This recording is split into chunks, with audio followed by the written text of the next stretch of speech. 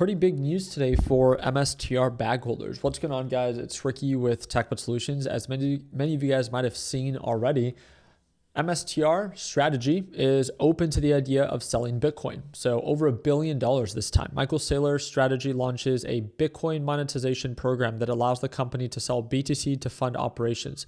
You know, MicroStrategy is all about gimmicks. Now they're trying to come up with a creative way to sell their Bitcoin.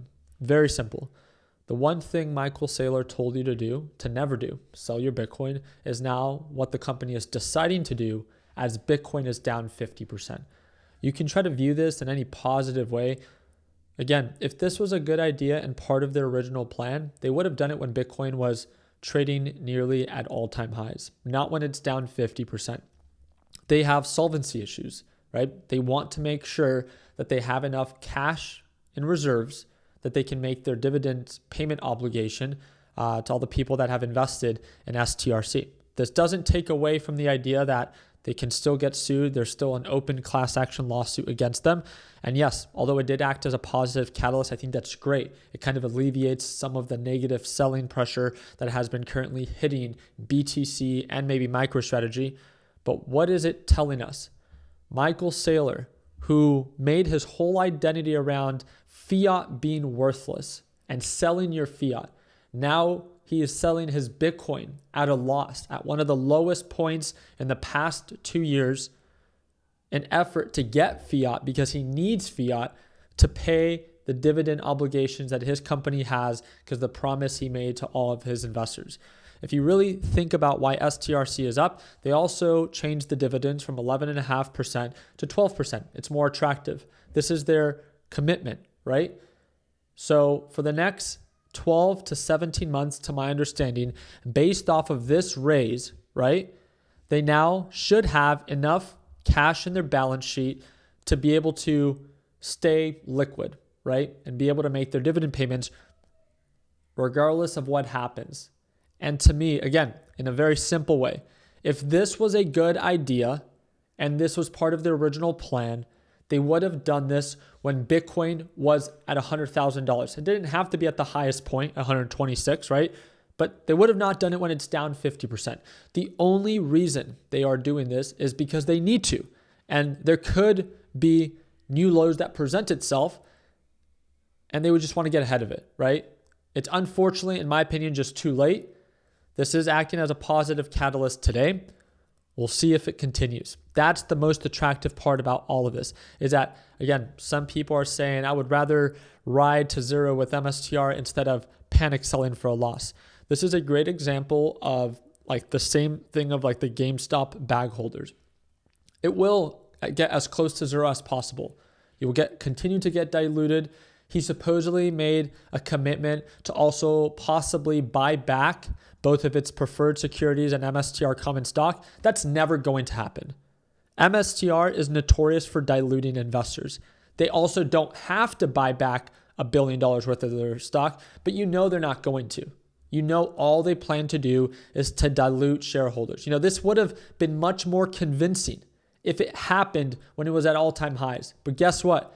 You always do desperate things during uncertain times. And it's really funny because Michael Saylor went live and in an interview stated that he created STRC with ChatGPT, arguing with it. So now everyone's making memes of ChatGPT, build me a buyback plan to save the company and make no mistakes.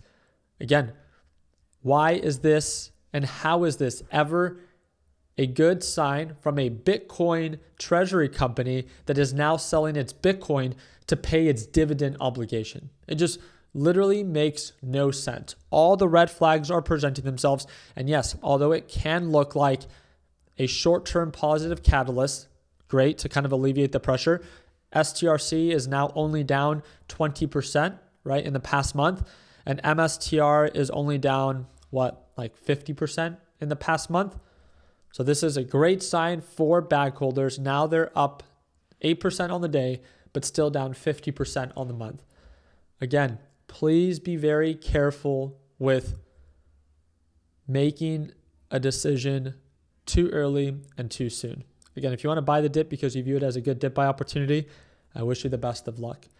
But again, I challenge you. Why? I would love to learn why this would be the right choice for strategy if this was part of their original plan. Why would they not have done this when MicroStrategy and Bitcoin were trading nearly at all-time highs? This just simply shows signs of uncertainty and insolvency issues. That's all it is. It's buying itself more time by putting more cash in its balance sheet because it knows things can get worse before they get better.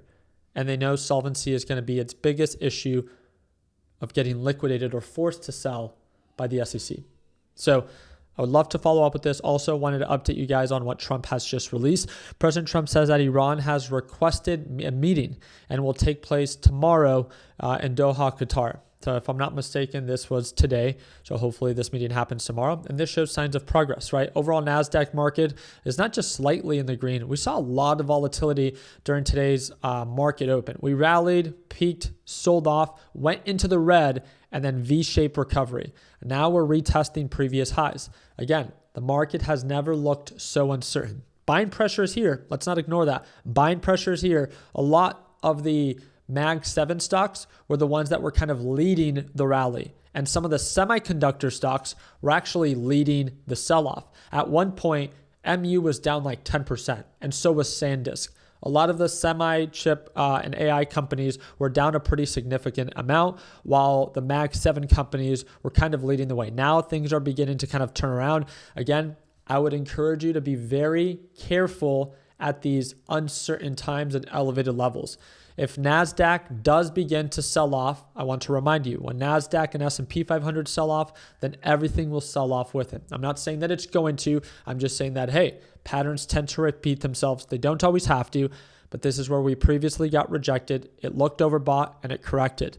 It looks overbought. We'll see if it corrects. Remember, it's important to understand when to be aggressive and when to be more light with your exposure or your position, just in case it does pull back. It's not that you freak out. It's that it kind of excites you because now you can buy the dip if you want to. Remember, shorting is not for everyone. It comes at a greater form of risk, and beginners should not be doing it. With that being said, anyone can prepare for a pullback. You don't have to try to predict it. It's just, hey, things look elevated here. I'm going to wait more for a good deal, wait for things to sell off, and then I'll buy those good deals and wait for that recovery, right? I'll do my part in keeping you guys up to date. Make sure you follow for updates. Again, if you ever want to tune on into our live trading sessions, we go live every single morning right at market open. You get to see every good trade, every bad trade. It's the second link in the description down below. You can sign up today and start watching me trade live as soon as tomorrow. It's like I said, we have members that signed up back in 2018 that still get to watch me trade live every single day as of today. And again, all they did was they only paid once. So if you have any questions, feel free to comment down below. Like always, let's make sure that we end the year on a green note. Take care, team.